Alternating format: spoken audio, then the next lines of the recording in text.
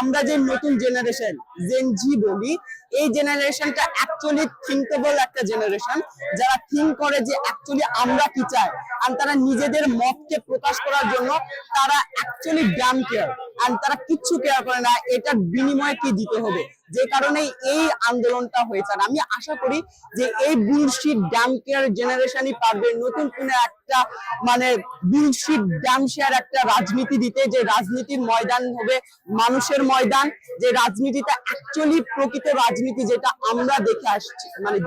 দেখি ভিন্ন দেশে, বাট আমাদের বাংলাদেশে এখনো পর্যন্ত যে সংস্কৃতিটা আমরা পাই নাই, সেই বুলশিট রাজনীতিটা নিয়ে আসবে। এরকম আমাদের মতন কান্ট্রিতে যদি নতুন কোনো কিছু নিয়ে আসা হয়, এই নতুনত্ব জিনিসটাকে অ্যাকসেপ্ট করানো, কারণ এটা তো শুধুমাত্র আমাদের জেনারেশনের ব্যাপার না, আমাদের এখানে আরো কিছু জেনারেশন অলরেডি বিলং করছে। সো তাদের চিন্তাধারা পরিবর্তন করে নতুন রাজনীতি আবার এই দেশে প্রতিষ্ঠা করা ইটস রিয়েলি টাফ।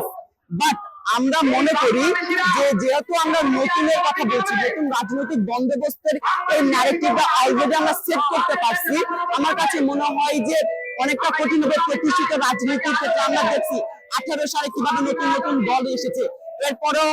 আমরা দেখছি বিভিন্ন মানে অভ্যুত্থানের পর নতুন নতুন দল আসছে বাংলাদেশে, আর তারা সেইভাবে এখনো পর্যন্ত মানে ঘুরে দাঁড়াইতে পারে নাই। বাট আমরা আশাবাদী, যেহেতু স্বতঃস্ফূর্ত অংশগ্রহণ এই আন্দোলনের পরে আমরা মানুষের দেখতে পাচ্ছি, সো আমরা সবসময় পজিটিভ থিঙ্ক করতে চাই এবং আমরা ভালোকে ভালো, খারাপকে খারাপ এবং পজিটিভ মন মাইন্ডের সামনের দিকে আগাই যেতে চাই।